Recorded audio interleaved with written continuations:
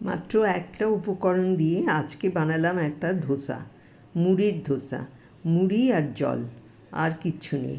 প্রথমে মুড়িটা আমি মিক্সিতে পাউডার করে নিয়েছি। তারপরে ওই পাউডারটা একটা বোলের মধ্যে নিয়ে জল মিলিয়ে আমি একটা ব্যাটার তৈরি করে নিয়েছি। মোটামুটি ফ্লোয়িং কনসিস্টেন্সি হতে হবে।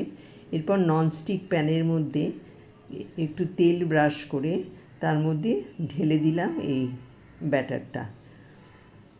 আঁচটাকে কমিয়ে বাড়িয়ে করতে হবে যাতে পুড়ে না যায়, আবার কাঁচাও না থেকে যায়। কিছুক্ষণ পরে একটু সাইড থেকে চেক করে নিতে হবে খুন্তি দিয়ে যে উঠছে কি না। দেখুন বেশ সুন্দর উঠে যাচ্ছে, তার মানে তৈরি হয়ে গেছে। আমি 4টে বানিয়েছিলাম, 2টো ফোল্ড করেছি আর 2টো এরকম ফ্ল্যাট রেখেছি পেপার ধোসা। খুব সাবধানে তুলতে হয়েছে, এত মুড়মুড়ে হয়ে গেছে।